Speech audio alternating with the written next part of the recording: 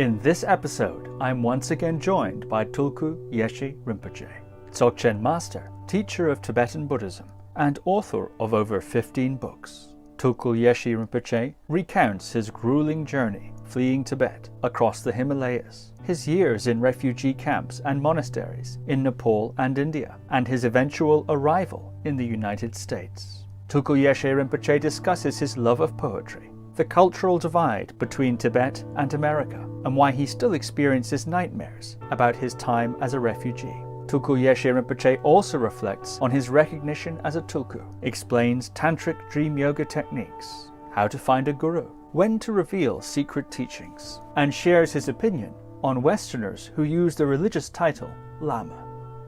So without further ado, Tulku Yeshi Rinpoche. Tulku Yeshi Rinpoche, welcome back to the podcast. Steve. Well, I'm so delighted to be speaking with you again. And in our last episode, we left at something of a cliffhanger. You had just arrived in Nepal. We said then that we were going to, in this episode, cover your time in Nepal, India, and then eventually going to the States, where you are now in Seattle. So perhaps you could pick up the thread of the story when you arrived in Nepal. Yes, it's a long story.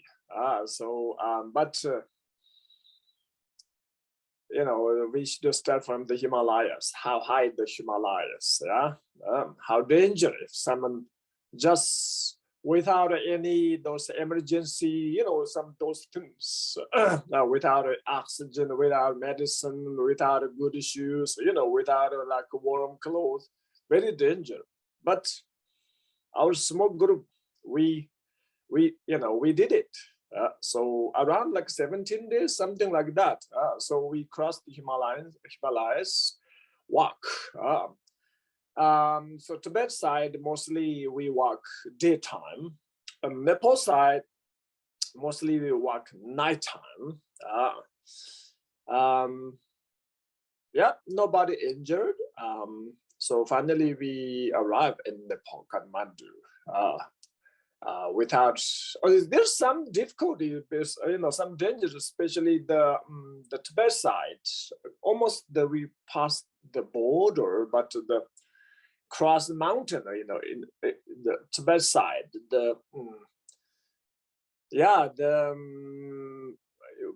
it's around the afternoon. We suddenly heard the machine guns fire. Like da da da da da da da da. We cannot see where it come from, but it's from the how to say, the border, the army.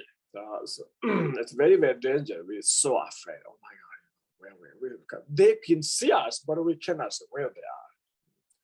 So we hide behind the small the rocks.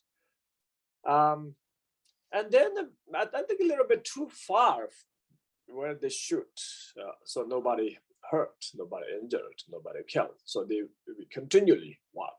When we arrived in Nepal, everybody's so exhausted, so tired. Also hungry and thirsty too. So we stay a couple of days at a small village. It's kind of like somewhere Solukhumbu, where there's a lot of Sherpas. We took a rest, and then we continually walk to where's the public bus, a small village. We arrived there, and then we took a bus to Kathmandu. So morning around like 10 to evening also around like 10. Also, we're still afraid because if the Nepali, police, and if someone report, they come and they catch us, and many times they return Tibetans to Chinese, where the Chinese, the border soldier or army. So it's still very dangerous until we arrive the Kathmandu, the UN, the refugee camp.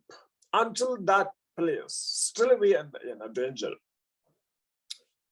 It's very easy to recognize us because our clothes or our smell, our face. But luckily, nobody lost. So we saved the UN, the refugee camp, Tibetan called Nailing Kang. Nailing means like a welcome or whatever. So that time, that place was so poor, so poor. So there are a couple buildings, and the roof was the metal panels.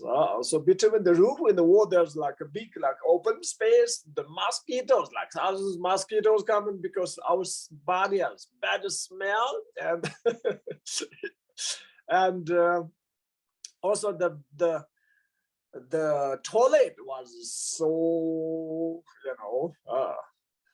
but we were so happy because now we are safe. So a couple of days took rest, and then they sent us to India, another public bus, Nepal to India. Also, nobody has papers, nobody. And when we arrived at the border, Nepal, India, each person pay around like 100 the Nepali rupees something. Okay, that's all, no problem. Because the Indian, they already knew we are refugees. So they check the luggage, then they just let us go to Delhi. So when we arrived Delhi, there's another the refuge place camp, a refugee camp. We're so happy because now we're close to the destination, but still that time, the New Delhi, the water there, so bad. Smell, I don't know, so bad, very bad. And then we stayed there a couple of days. Some people, went to school. Some people went to Tibetan refugee camp. Some people want to stay there. Some they want to go different monasteries. That time I didn't know the big Nyingma monasteries. Where's the Sakya? Where's the Kagyu? Where's the Gelu? Only few Gelugpa monasteries from the Tibet we heard again, like a Garden, Sera, Debo. Look, so we say, okay, we go to Debo. But New Delhi to Debo is around like 4 days if you take a train. So we wait, someone goes, like with us, someone knows some Hindi or English, some don't, but finally they say, okay, nobody found. So 3 of us, you should go, take a train and go to southern India, 4 days. So me and one of my friends speak only like yes, no, this kind of English. Me, you something, okay, that's all. But Hindi, 0. So they took us to the train station and left us there. Then they returned. They went back. So we took train and wow. First they told there's one the Indian coolie. When the train came, please help them. And I think they give some money. So we follow him. We look him, but after like a while, there's a lot of coolies, same dress, same beard, the dark face. Who's there?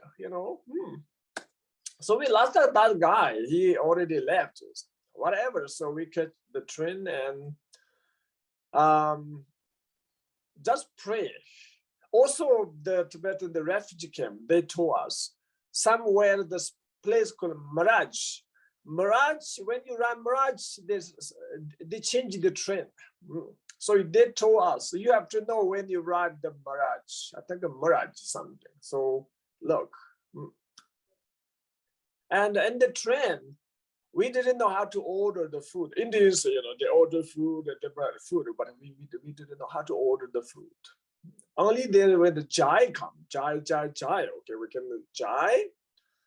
So 4 days, we couldn't order the food. So each time when the train stopped somewhere, the local people, local villagers, they came and outside the window, they sell like a banana and some fruit. So we bought the bananas for breakfast, banana for lunch, banana for dinner, banana for dessert. You can see banana and tea for 4 days. So finally, our body smell like a banana, you know. Yeah.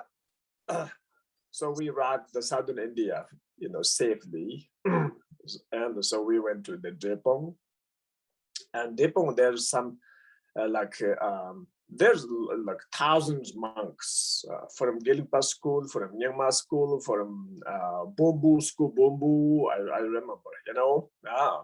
So from different schools too, they studied the philosophy, Buddhist philosophy. It's totally new life. Everybody was poor, or each monk kind of poor, and the food was, it's okay, but not really enough. Every day you're hungry.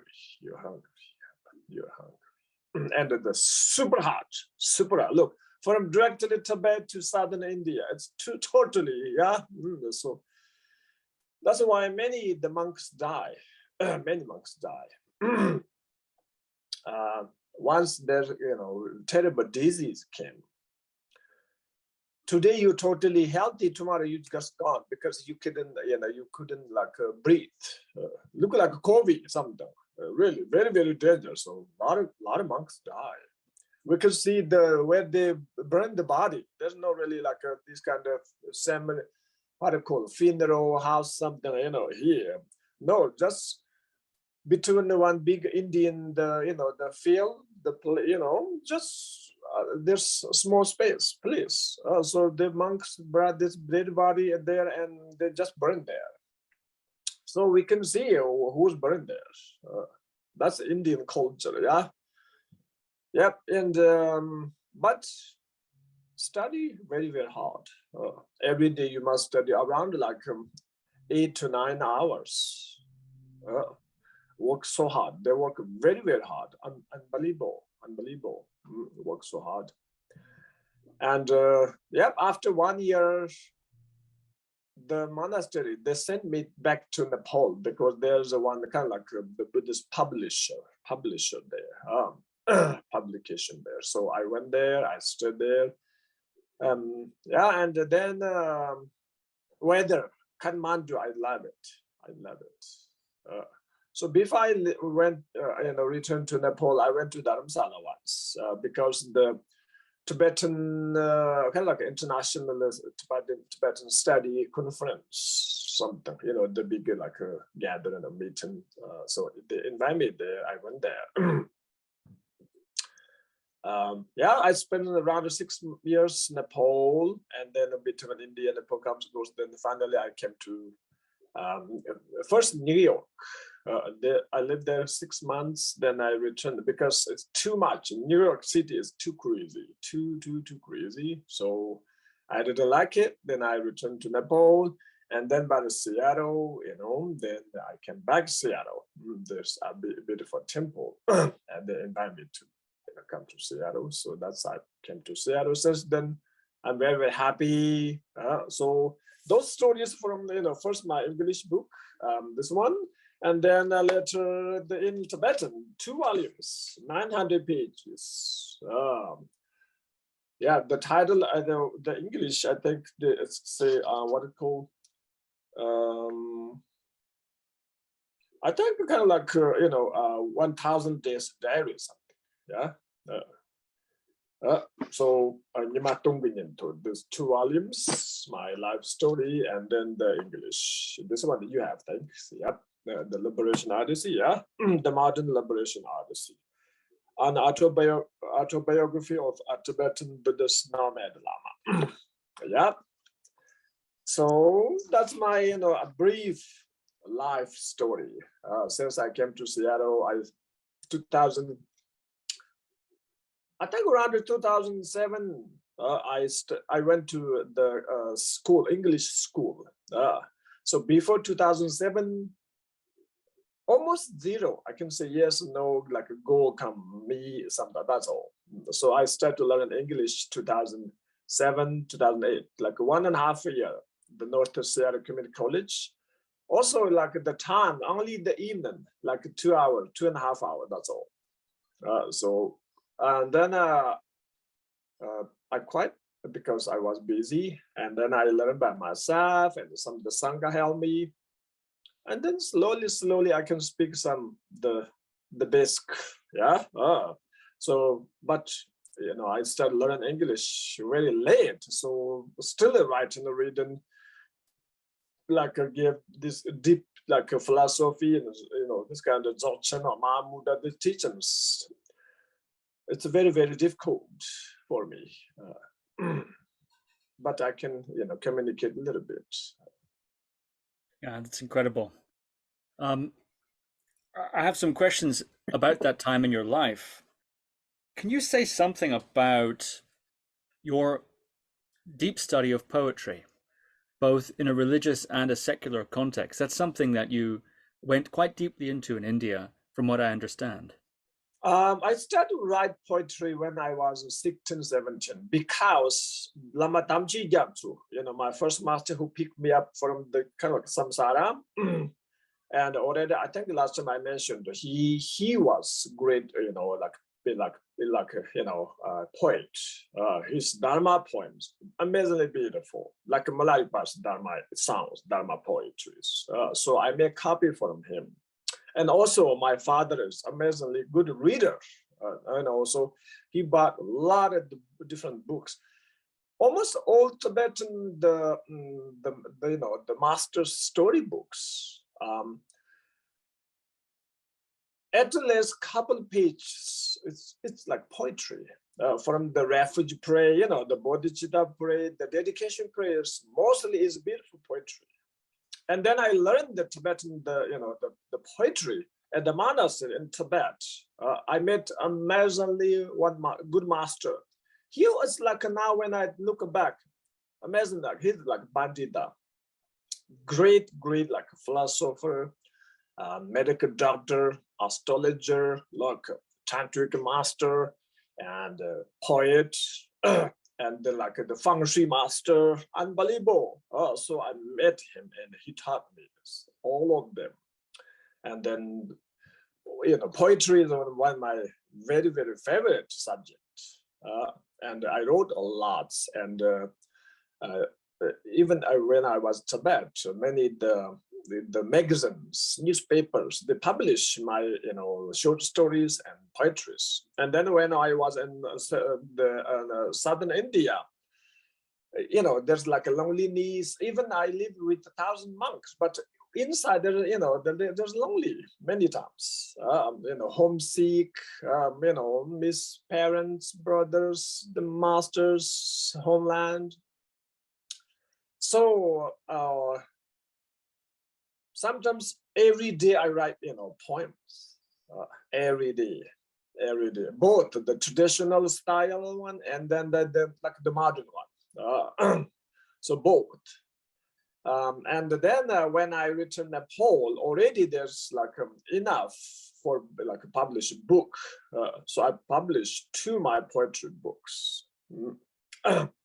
And continually, then I send my short stories, the poetries, the magazines, newspapers, they publish. Because a really religious side, if you feel lonely, you have gurus, yidams, raginis, deities. And samsaric side, when you feel lonely, sad, or even happy, you need something or like someone experience these feelings. So, writing and reading and the poetry, it's helped me. Like every day when I drink like black tea or coffee, I need some milk. So the poetry is like milk. And then, when I study more like the Nyingma tradition and the master's teachings and Mahamudras, there's so many beautiful, the poetry or the beautiful Dharma words. It's poetry. It's poetry. it's a very, very deep poetry, very, very deep poetry, and vast. So slowly, my writing style a little bit like change. Mostly about the mind, the nature, yeah, and death, birth, yeah, like enlightenment, samsara. So realizations, like a Doha, Indian Doha, Tibetan Dharma songs. Yeah, they help me a lot. Also, they protect, they help my the mind level, my meditation, my Dharma practice. Also, my like personality, my humanity. Amazing. So yeah, but it's because maybe different culture, different tradition. When I read like English poetries, it's Western. It's very difficult to understand. Even I understand that the feeling is different. No matter I read in English or no matter I read in Tibetan language, yeah. Oh, someone already translated, but still, the feeling is different. It's different. It's a little bit different. I cannot really like experience. I cannot really experience the real taste. Yeah. Do you think that? Why do you think that is? Could it perhaps be the cultural references? For example, the lexicon of symbols and metaphors, something about the meter, perhaps. Why do you think it is that English language poetry, or poetry that was at least composed in English, even if it's then translated into Tibetan, doesn't have quite the same feeling for you? Yeah, because already I told you, because different culture, different lifestyle, different thoughts, different experience, and also like a different, like the language, different language. Who create the language? Who create this poetry? So that's, I think, it's something like it's also for my sangha, Western sangha, Eastern sangha. No matter this person has a very deep, like, and a strong and stable devotion, but still is different. No matter this person or sangha very close to you, but still they're different. Because, yeah, it's, I can say the background. No matter how much you change, but still you have something there. You have something there. Maybe we talk later about the relationship between the master sangha. We maybe that we will talk, but still the writings. But when I read the stories, Western stories, then I can kind of like enter there. I can go their world. Like now I'm reading, the very famous American, I don't know, it's novel or not. What I call the anger or the grapes of wrath. Yeah, the grape of wrath. So when I read it's almost I'm reading like a Tibetan story, because when these families moving from Oklahoma to California, like me, my family were nomad. They're nomad, so we seasonally we move. Summer here, there, here. Look, we're looking for where's the good grass for the animals. Those people from that story, they're also looking for a job. Look, they move from east to west, yeah, and. There's a father, there's a mother, this man and brothers, sisters, looking like my family. When we move, every morning, my father a little bit nervous, he yells sometimes, so My mother's more passions. Yes, it's like look like my family. So look, I can go inside these stories, but poetry is very difficult. Sometimes poetry a little bit kind of like higher level, like a high realizations. Okay, it's not ordinary people can experience. Maybe that's also the reason. Sometimes that's the reason. Okay. Otherwise, I don't know. One thing I think my English was still poor. This is one reason too. Yes. Well, I think your English is excellent, actually, but we've had this argument before, so I won't press the point. Can you think of a poem, a piece of poetry, it could be religious or not, that has been particularly meaningful to you? It could be something you've written that would be the best, or perhaps a poem from somebody else that is meaningful to you, that you refer to often. Can you think of such a poem now? Yeah, I suddenly remember the one from the Buddha. Tibetan say karma ravru marmita. Yuma silwa churita. Mil malotang chunta digitam jitehtarta.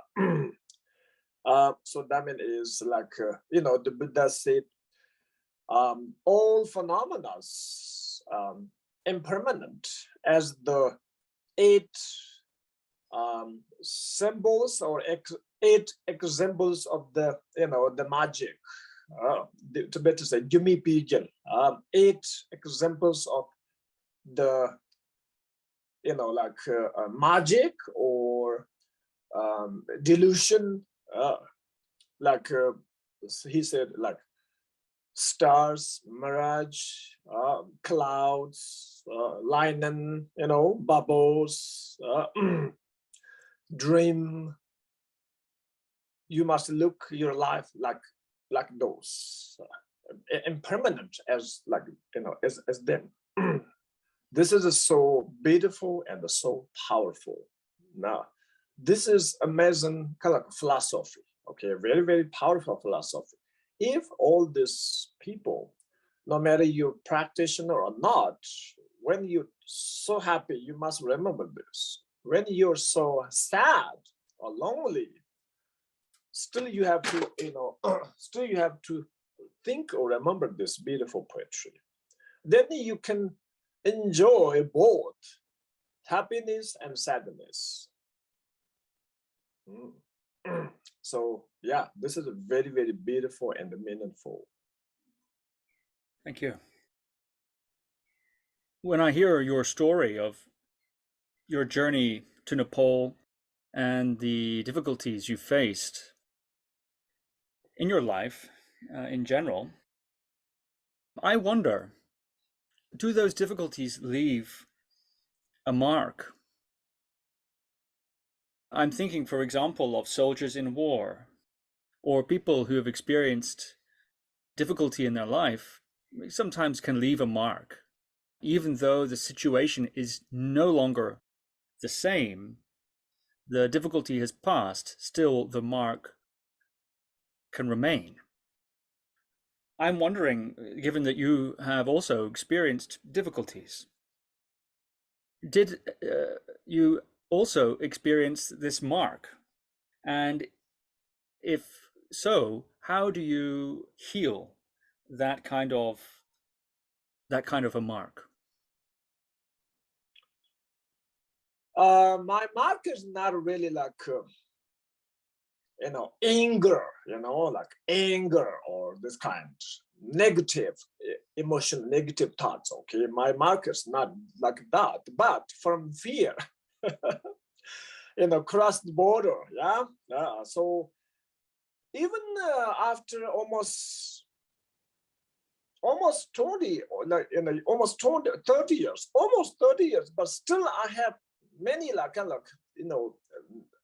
it's not like a nightmare, but this bad dream or this dream comes again. Many times I pass the border. So the border, okay. sometimes not. Many times, sometimes it may look like the Chinese army or Nepali police, border, sometimes I have sometimes I have US passport, then I feel good. In my mind, oh, I have US passport, I'm safe. Sometimes there's no passport, like I have to escape, how to do it. So again, last 27, 60 years, again, this dream is never go away. I don't know how to go away, okay? So it's come again. Also the dream, if I have dream in Tibet, 90% that monastery where I spent 10 years, the karmic imprint is so, deep, so deep. And the masters in Tibet come to my dream more than masters outside Tibet. So there's a very, very deep memory there. Very, very deep memory. Yeah. So, but this kind of like don't or doesn't disturb my compassion and my practice. But later I asked some different people, Tibetans from Tibet, they have same this kind of dream again. Maybe someday I'm unhappy. Me, when I woke up, I'm happy, no matter in dream I passed border or not. But when I woke up, it's a dream. It's a dream. It's kind of like a teaching, the Dharma teaching. So no matter we are happy or not, after we die, of course there's karmic imprints there, but what happened is like a dream. Yeah. So that's why I think Buddha said, from the 8 for examples of the magic or the impermanent, one is dream. He says dream like a dream. Also the Buddha, before just he passed into the nirvana, he told Asanga, everything is like when you do something like this, and then if you open this, you can see some kind of like a stars. That's something. So everything's like that. It's helped me. My mind is calm and relaxed. No matter what happened, good or bad. So usual, unusual. Just mind can calm and relax. Really. Thank you. I know that you have a very profound dream yoga practice also. I'm curious about that. In Namtar, various different Namtar hagiographies of spiritual masters, often one reads of dream yoga, using dream yoga to visit places or to connect with teachers who perhaps are deceased or simply in a different location, meeting in the dream, etc., etc. I'm wondering about that. Is this something that you've made use of in your dream yoga? And if so, in what ways? Dream yoga is not really easy to practice because we have very, very strong grasping.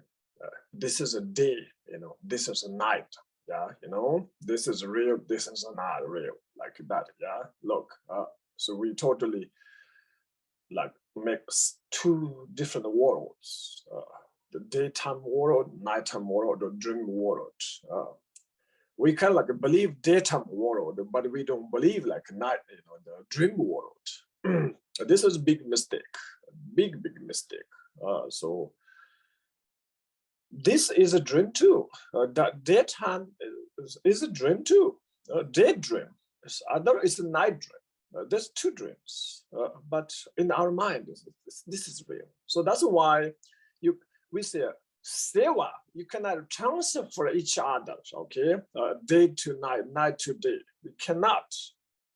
until we can transfer these two terms into each other, you cannot really catch with a catch dream. Okay, you cannot catch. You cannot enter that in the world, or you cannot recognize. You cannot recognize this as a dream. But still, even you cannot catch or you cannot recognize this as a dream. But what happened in your dream is also is a reflection of your mind. A reflection of your mind. Like in your dream, you met a Buddha. You saw a Buddha. That means you saw the Buddha. Because it's who experienced the mind experience. Even you, at that time you met a Buddha, now experienced by the mind too. Basically, it's the same. It's the same. So, yeah, the daytime, if you can recognize, if you think, if you meditate on those phenomena as a dream, as a illusion, and then slowly, when you kind of like pass this test, daytime, and then you can, even you sleep, you can recognize. Especially like a lot of people have habit, take a nap, the middle of the day they take a nap. When you take a nap, or before you take a nap, if you think everything is a dream, and then when you take a nap, in your nap, if you have dream, if you can recognize, because take a nap, it means maybe 1 hour, maybe half hour, very short time. If you can recognize this is a dream in your nap, and then now this is good sign.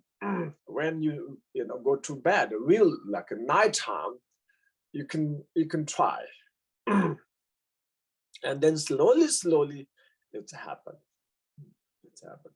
The thing is, a lot of people when they go to sleep, they want a very deep sleep. For the dream practitioner, you cannot do this. You must think you have like a light, very sensitive dream, okay? Very light dream, a light sleep. You're sleeping, but still, in the corner of your mind, there are like kind of like, subconscious or something awake. Look, something awake. Like you're reading, but still you listen music. Yeah, exactly the same.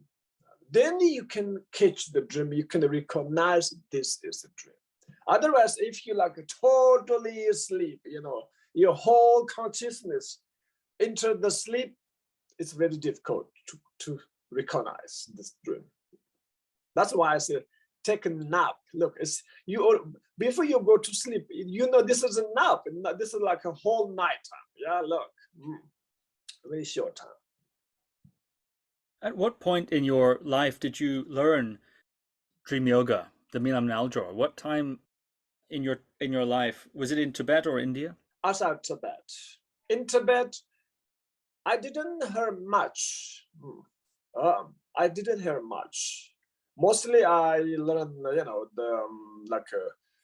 some like Yamandaka, Chorasambara, like Kala Chakra, and but I didn't receive much like tantric teachings. I received thousands empowerments, but mostly like sutra teachings, philosophy.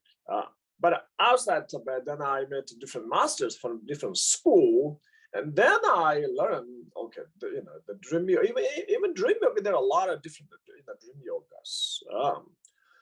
Like dream yoga with like Amitabha, and dream yoga from 6 Narupas yogas, dream yoga from Yamandaka and the Charasambara. You can say here Vajra, almost in the Vajra yoga, almost each single the high yoga tantra, high yoga tantric, the yidams, the deities have their own dream practice, dream yoga. Yeah. So yep. So that's I start my dream yoga, dream practice, sleep and yoga, or outside Tibet. Yeah. Well, I have one more biographical question for you, and then we had some questions that we had agreed to discuss, actually. So, and then I will ask those, the ones that you sent to me. So, on August 10th, 2000, Tulku Rinpoche recognized you as a Tulku. I'm wondering if you can tell the story of this and what is its significance, its meaning. Yes, so August 10th, 2000. Yeah, already I mentioned last time when I was Tibet, little boy, 2 or 3 different masters recognize me, but it's a different situation. So it's also sometimes very dangerous for the master. So just almost everybody kind of quiet. I thought it's kind of like freedom. So the masters can recognize. And especially like a Trishul Rinpoche, if we read the Trishul Rinpoche's stories and his master, his first master, Zatu Rinpoche, amazing, realized master from the next, the mountain Everest. There's a Zarungpu monastery. Each time when you look at the mountain Everest, there's a monastery just down there.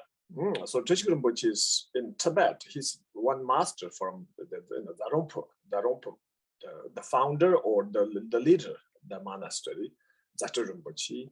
And then his second master, I think the late the second Dinjum Rinpoche, Jigte Ishidoji. And the third master was the Tingui Chenzi Rinpoche.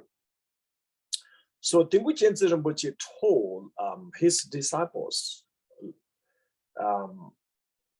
Trishul Rinpoche is the Verujana, the famous translator, like in person, in the human now.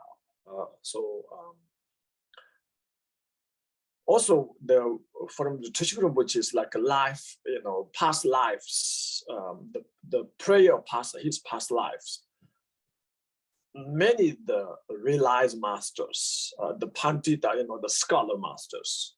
So like all together, then there's no question, Trishul Rinpoche's wisdom and his compassion, his realizations. So when Trishul Rinpoche say, I'm something, I was someone, yep. I should like trust, I should believe.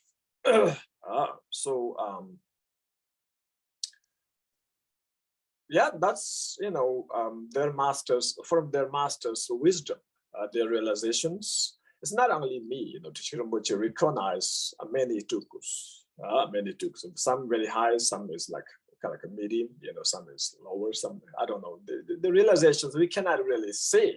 Yeah, so sometimes the background, like politically, some just become very high lama, you understand? Some from the family lineage, they become just, since they born, they become high master, look. So no matter you study a lot or you meditate a lot, still because you were born in this family, because your past lives has a politic power, so that's make you high lama, you understand? Even someone has a very high realization, if you are like hidden, yogi or yogini, then you are not like like His Holiness, okay? You are just like an ordinary lama, look like, because you didn't born in this kind of special family. You're not born. Your past lives didn't have this, political powers. Yeah, like kings, ministers, bring a lot of, army to your country, kill a lot of, people, and then they throw you in the order. You understand? Oh, so that's Tibetan High Lama. I mean, there's this kind of different backgrounds, So whatever backgrounds. So I'm, kind of like I'm happy when the Trishul Rinpoche recognize me. Because if by this name, this title, if I can benefit some, the people, sentient beings, yeah, that's perfect. But by this title and recognition, if I heard the other people, other sentient beings, and if I heard myself, that's so bad. That's so bad. That's why in Tibetans we say may the bad people live short life. May the good people live a long life. Yep. So that's also, almost every day I, told myself. Also, I told my, gurus, the deities, if I do good things, if I can serve the Buddha Dharma, if I can serve sentient beings, please bless me, like healthy life, happy life. If I hurt the other sentient beings, if I destroy the Buddha's doctrine, please, make my life is short. So these titles also like this. If you, no matter you have Tulku title or Khenpo title or Lobon title, if he used this title for good things, then your past life doesn't matter. Okay, maybe Mahasiddha or Pandita or Yeshi or Khenpo. So this life is become meaningful. But even your past life has this lot of this high title or whatever, in this life you destroy Buddhism. If you hurt a lot of people, look, now kind of like you should return the title. You should return the title. Even you cannot, because if you are like unmistaken Tulku, like from your past life, like original, but still you better don't use this title. Just hide, just be quiet. That's the best. So that's why when the Tulku Dorji Changchenpo, not only Tulku Rinpoche, later, different teachers in Tibet and different gurus also recognize me, but it's also like they give me a lot of luggage, heavy luggages here, there, here. So you can see sometimes, in India and in Africa, some ladies, like when they holding a lot of the pants or like heavy jars, they must walk carefully. Yeah, same thing. This title is heavy, so I should walk, well. Sometimes when I saw the models, the models when they wear different funny clothes, heavy, or sometimes they like falling down, because their clothes are so funny and sometimes heavy. Same thing. The Tulkus, Khenpos, Yeshis, who has the title a little bit different from general people. Under this title, practice hard, okay? Really meditate more and give teaching more. Then even your Tulku or Khenpo, whatever, your title become meaningful, your life become meaningful. That's, I promise my guru, Tulku Rinpoche, Tulku Dorji Changchenpo, so I don't know, without this Tulku title, without this, where I am, and who I am. Still me, the title is title, still like before this title, still the mind, the deeply, it's the same. Really, it's the same. Deeply the same, like, like a PhD, lawyer or doctor.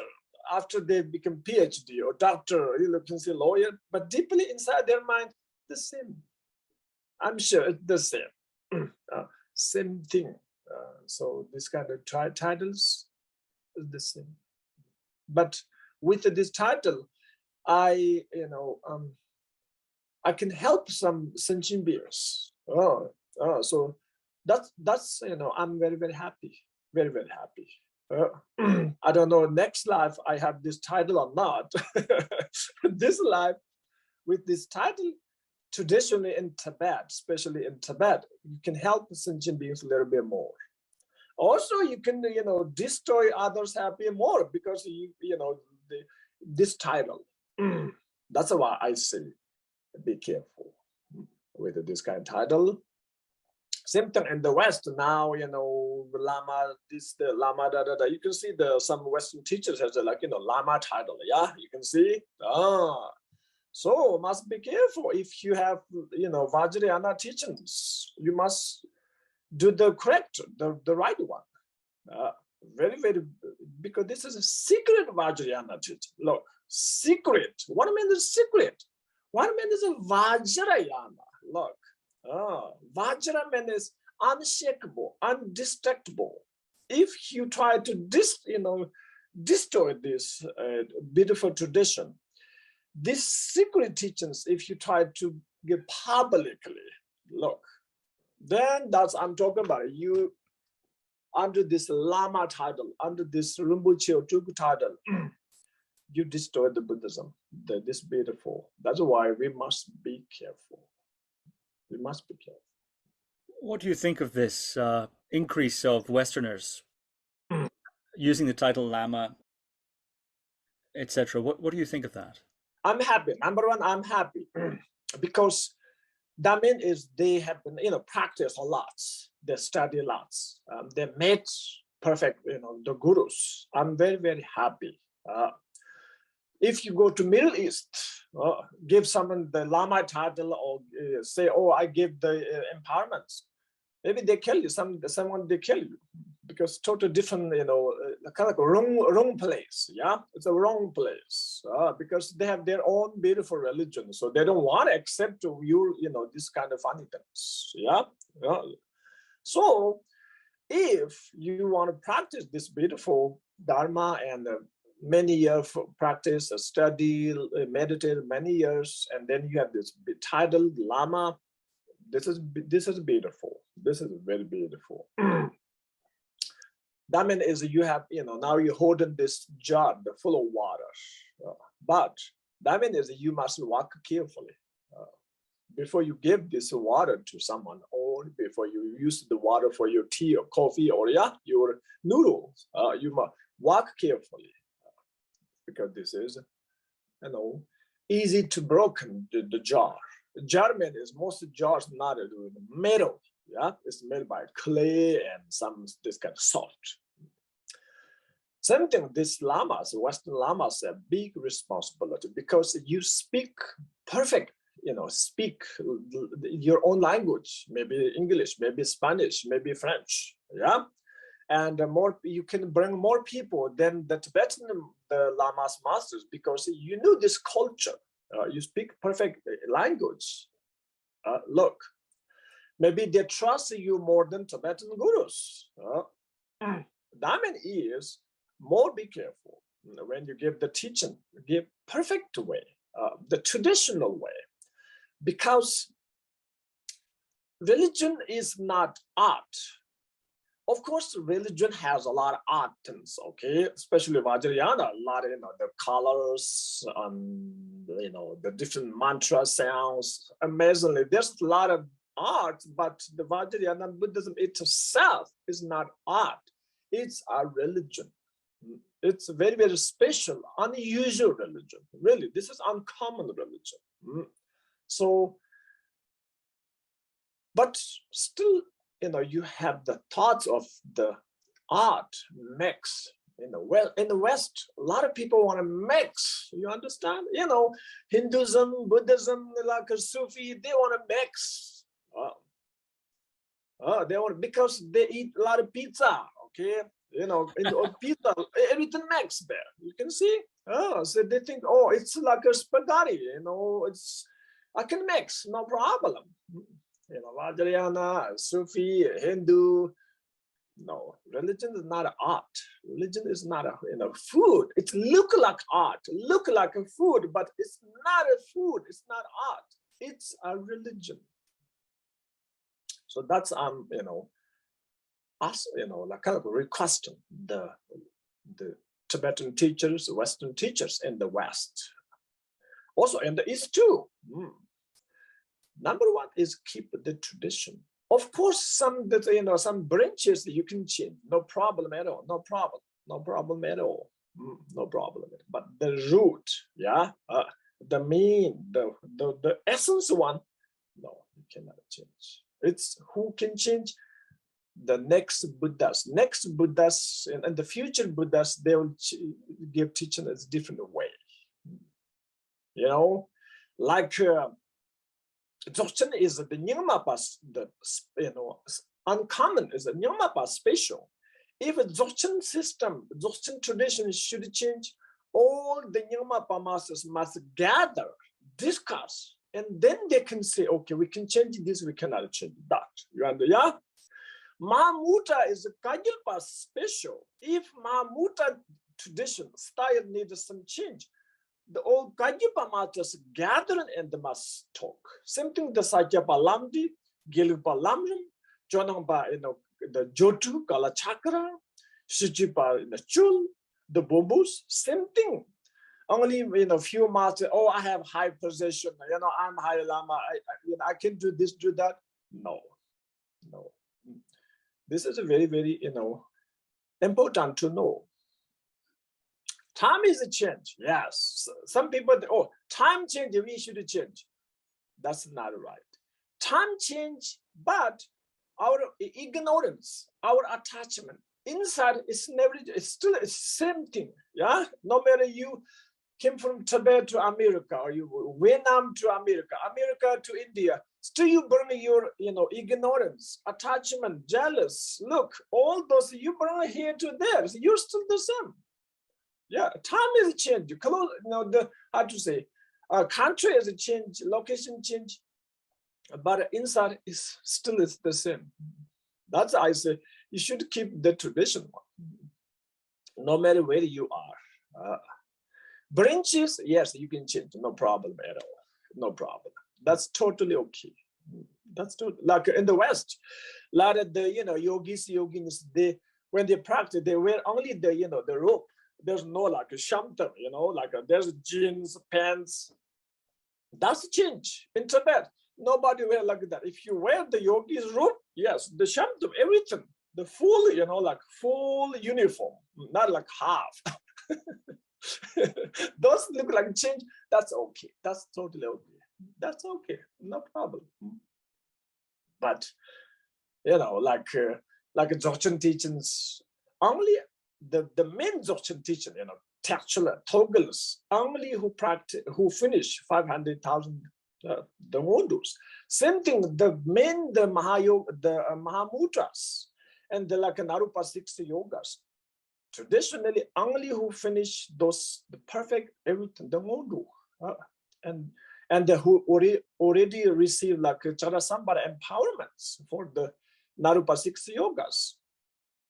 This is the main, this is the tradition, last 1,000 years, the master to master, because then there's the result. Look, otherwise there's no result. You just jump here from like how to call it, boarding school to PhD study. No, you cannot do like that. Already we knew it, yeah? The boardings, only 1, 2, 3.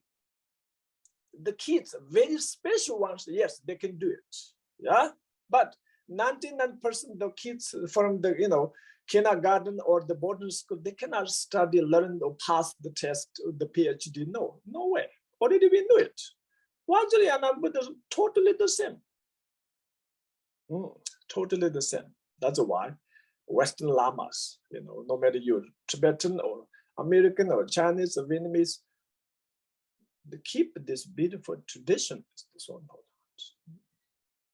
Thank you very much. Perhaps we'll pivot now to some of the questions that you suggested we discuss. The first of those is, why is Tantric Buddhism so very popular in countries like America and places like Europe? Number one, already I told you, there are a lot of art terms, art, color, shapes, sounds, the materials, like number one, because the mandalas so beautiful, yeah? Like look at the Kala Chakra mandala, so beautiful. Now Vajrayana Buddhism is kind of like popular in Vietnam after China.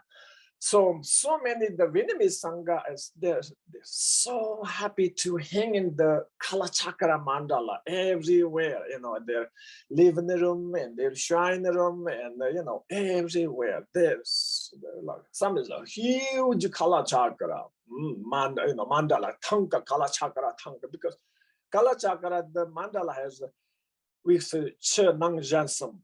So outer Kala Chakra, inner Kala Chakra, you know, the other Kala Chakra. Also the body, speech, mind, the you know, the mandala. So that's why it's so beautiful. Also around the mandala, there are lots images. So like devas, nagas, yakshas, yeah, and the mantras, horses, trees, flowers, vases. So beautiful. So because we ordinary people first look outside, yeah, the colors. So Vajrayana Buddhism, why it's become popular? Number one is color, 5 colors, this mandalas. And then secondly, the materials, the instrument, okay, Vajra and bell, like a purba, you know, so this kind of unusual things. So Western people and then like Mahayana, the countries, they never saw this kind of things. So it's unusual, looks so powerful and something, there's mysteries. And then so many deities. The Mahayana, the 3 Buddha, Buddhas from 3 times, past, present, future, and then maybe some medicine Buddha and some Guanyin, some the Dharma protectors, that's all. There's no huge this kind of mandala, yeah, and then there's so many the tantric, the female deities. There's no only Guanyin and only few. Okay, that's all. But you can see the Vajrayana Buddhism like Vajra Yogini, Vajra Varahi, like Machik Labdun, unbelievable those combination of peace and the wrathful. Yeah, you can see, and then like green Tara, white Tara, Gurukule, oh my, like Zambalas, yeah. Oh, then this kind of union deities, oh my, that's like people think like look like a 3 dimension. After you watch the regular movie many years, then now you watch the 3-dimension movie. You can see like, oh my, like, look. And then the different mantras of health, wealth, and so many different mantras. And then the melodies. And then like a dream yoga, and they never had dream yoga like the Mahayana practitioner, the Theravada practitioners. Yeah, you can see. And then this kind of like Dzogpa, Mahamudras, 6 Narubas, 6 yogas. That's why people think. Look like you eat pizza every day, or you eat pizza like me, the banana, breakfast, banana for lunch and dinner. Finally, you found a buffet. There's 1,000 different the food there. Then that's the reason. The number one reason is outside, outer. And the number 2 is inside, the different practices. The Mahamud, the Theravada and the Mahayanas, Buddha's there, we are here. There's kind of like a destination between your refuge and yourself. There's this destination, big space. Vajrayana, no. You can visualize Buddha's here, and then you can visualize yourself as a Buddha. Look, the mantra is not like someone's bank account. It's not like that. It's like you can have all mantras as your own bank account, your social secret number. You can see, because you can visualize yourself as a Buddha. You can visualize the mantra syllables within your body, and also you can visualize your mind and the deity, the Buddha's, Guru's mind become one mind, transfer each other.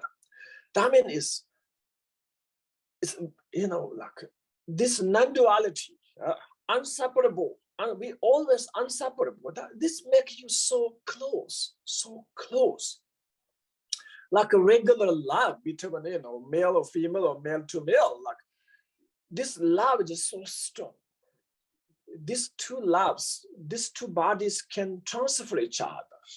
That's why Vajrayana Buddhism become very popular, because we ordinary people, the feeling is so important. Yeah, the feeling, the daily feeling, so important. I don't know how much they can see the result, yeah, the realization and these things, accomplishment, but generally, I think mostly it's good news there in the West and in America, Canada, Europe, and Latin America, where's the Vajrayana Buddhism. 99% I can see, I can hear the good news everywhere. I'm so thankful for the Tibetan lamas and Western lamas, and they flourish. They hold this beautiful the doctrine, the Vajrayana Buddhism. I'm so thankful for them. One of the key aspects of Vajrayana is the relationship between the master and the disciple. And that's also something that you suggested we discuss. And the way you phrased the question was, what is the most important thing to consider between master and disciple? And how key is that to Tantric Buddhism? This is not only Tantric, from the Theravada, Mahayana, and the Tantra. Like you cross the river. Maybe already there's a bridge. Okay, that means when you met this master already in the past lives, you have the karmic connection already. Or even there's no bridge, people can build the bridge. Then people can cross.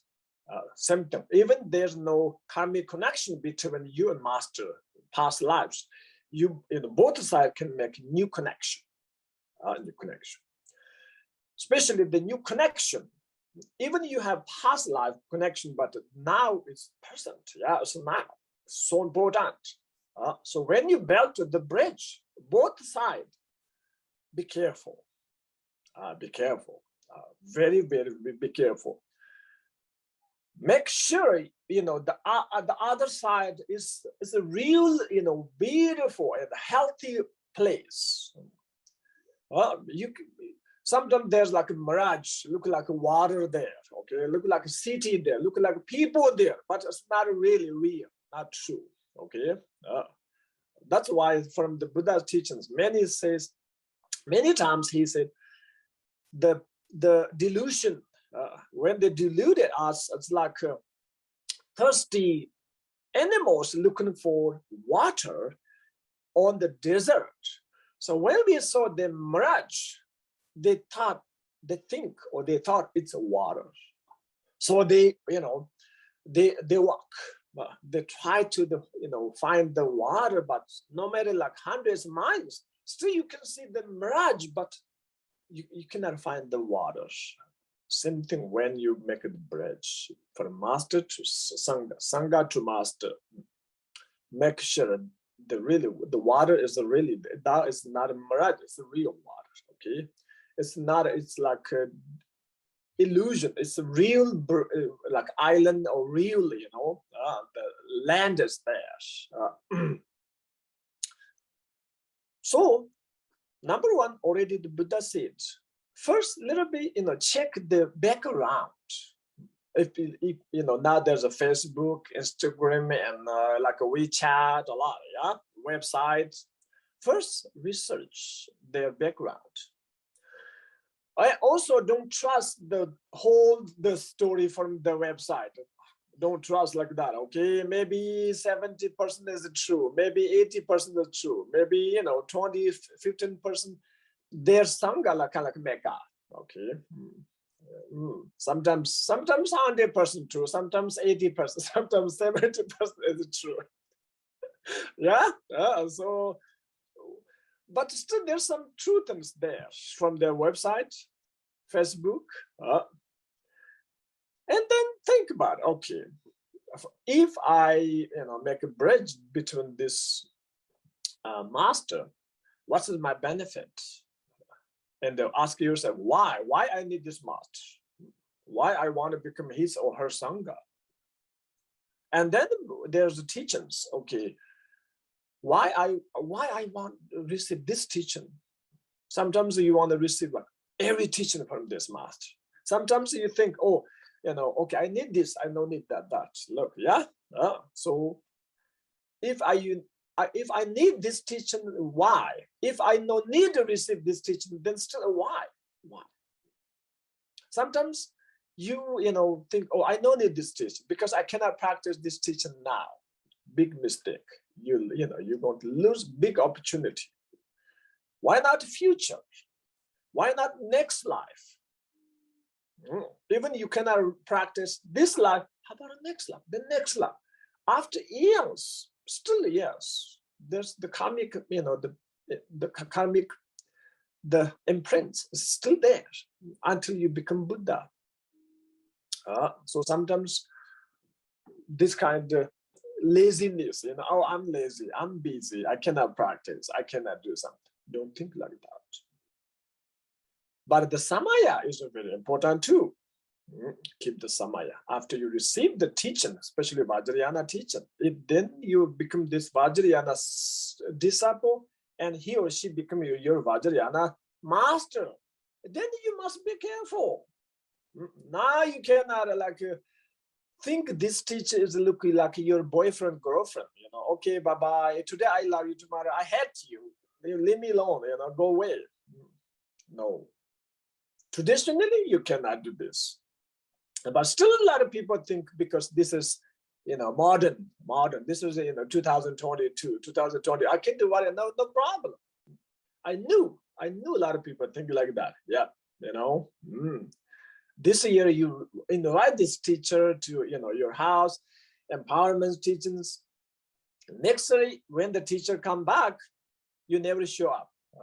Even the teacher call you, oh, I'm busy, sorry, hang up, yeah, this happened many times nowadays. Then because they're looking for another teacher. That means they're looking for new boyfriend, same thing. Or they're looking for new socks, new jeans, you understand? New cars, something like that.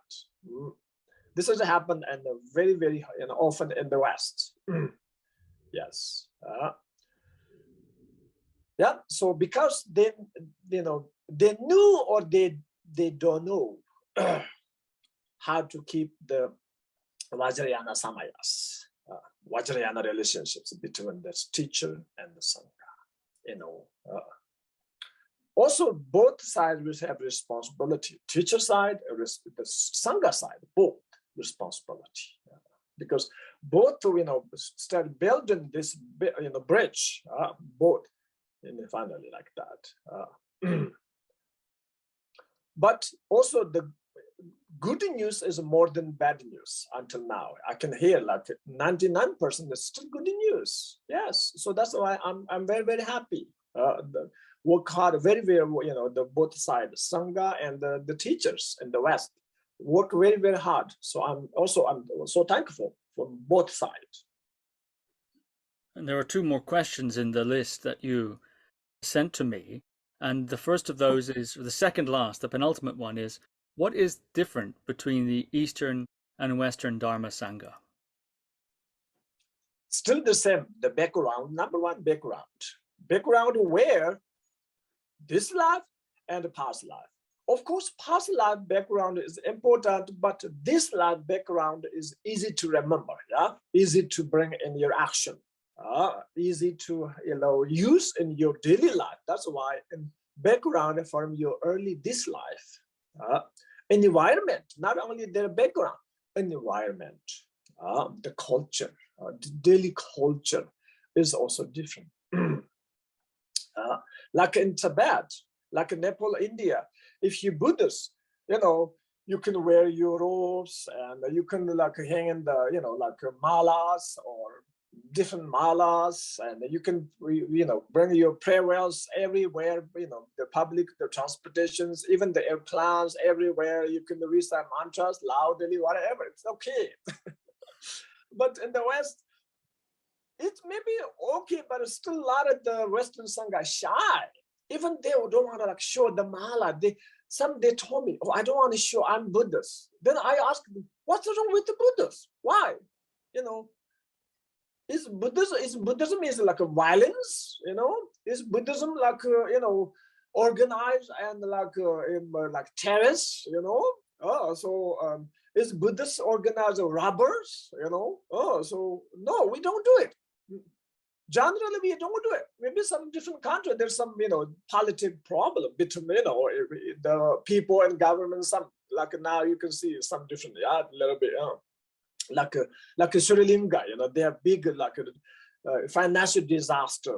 Some, I saw the demonstrations, some monks, they also there too, because it's this kind of situation. But generally, the Buddhism itself and Buddhist, the Sangha, peaceful, very, very peaceful. Not only we peaceful, the humans, animals too. Look, we say all mother sentient beings, including all animals. So why are you shy? Why are you shy? You're Buddhist. Why? Why? Many my Sangha or some, they say like that. They don't want to show. They want to know their friends. They practice Buddhism. I'm still confused. Why? What's wrong with the Buddhism? If Buddhism is like the religion of lies, religion of like violence, then you should shy, you should hide. What are you doing? But no. Just before our interview, I read a story. One of my friend, he translated from Chinese language, because this is a story from English to Chinese to Tibetan language. It's the story from Oklahoma in America. Once there's small town, and then friend of this gentleman's window, there's like a square, and a lot of people throw the garbage there, garbage. So he reported the local government or whatever. They clean a couple of times, it's still there. And then he thought, okay, what I can do? If I put a Jesus statue there, maybe I got big trouble, because a lot of people practice, the Christians, why you put Jesus next to, garbage? Then he thought, why not a Buddha statue? If I put a Buddha there, most people are not Buddhist, yeah? So there's not really a big complaint. I should, because Buddha is like a peaceful, happy something. And then he put a Buddha statue there. The next day he checked, there's no garbage around this Buddha statue. Then he put the second Buddha statue there, and the third. Finally, all in the garbage, it's kind of like it's gone. Even people don't practice Buddhism, but when they say the Buddha, it's naturally like a peace, a clean, take care of environment, something there. So that's why they really no need to shy. They don't need to shy. But still, I understand, uncomfortable, because Buddhism is kind of like a new religion in this country, yeah, in Europe. So last like around 60, 70 years still. But until now, the the reputation, we have kind of like a good reputation, kind of good image, if we do continually, yeah. Part, I think, of the shyness also is because certainly in Europe, places like Europe, culturally, not everybody, but culturally, we could say it's post-religious in some ways.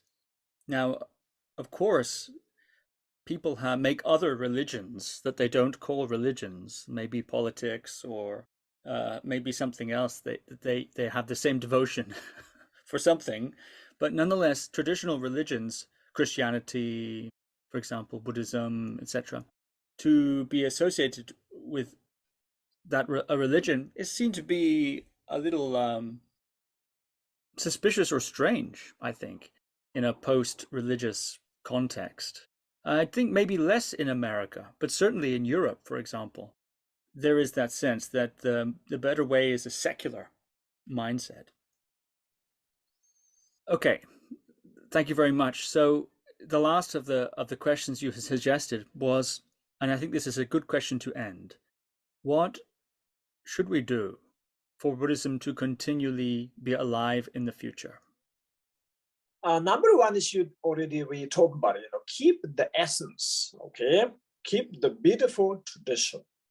Number two, the branches, so we should also like a kind of like a revolution.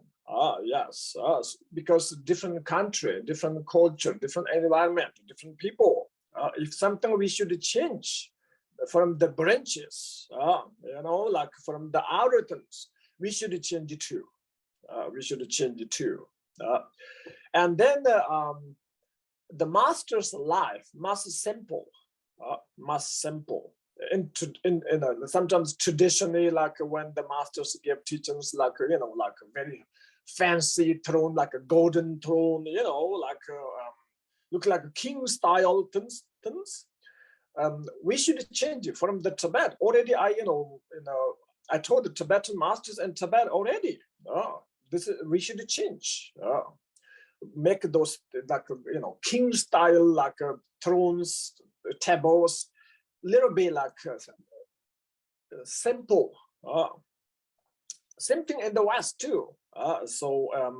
When the teachers give teachings, this kind of king style things, little bit less, because those sometimes important, because a lot of people look only outer. If the master has a high and golden, huge like king, then like, this much is something. If the master sit down on like a simple chair and ordinary clothes, maybe he or she is nothing, because look where he's like this kind of the luxury life, the materials. So those we must change. We must change. And or something, a lot of those materials like statues, like very huge or very expensive things, and then those things we should change. And the teachings, and many of those hidden teachings, if you hide too much it's easy to lost. If the master gone, then now the lineage is gone. So that's why those, even the Dzogchen, Mahamudra, Narupa, Six Yoga, this kind of very, very high teachings, still there's a middle path, not too high, not too public. Look, if someone has the how to say, like good condition, like finish the at least 100,000 Vajrasattva mantras, like at least 100,000 like refugee bodhicitta. Then you can give some this high teachings. At least, I say at least. Number one is to finish 500,000 wonders, okay? And if many like different circumstances, different like situations, at least finish 100,000 refuge, 100,000 bodhicitta, 100,000 Vajrasattva mantra, long mantra. And look, that's, I'm talking about the middle path. But still, if yes or no, is who can make a decision, each schools, the masters gather, because only they have the power, permission. And then we can hold the Vajrayana Buddhism, continually. Because in the West, most people have this kind of education, the wisdom. This very good news. Many times I say, if Western wisdom and Eastern like devotion combined, we can hold the Buddha Dharma, both three of them, the Theravada, Mahayana, Vajrayana, perfectly in the West. That's I'm thinking about always. Well, fascinating. This has been remarkable conversation. Tulku Yeshi Rinpoche, thank you very much. Thank you very much, Steve. I'm so happy, and so thank you for this beautiful interview. Thank you for listening to another Guru Viking podcast.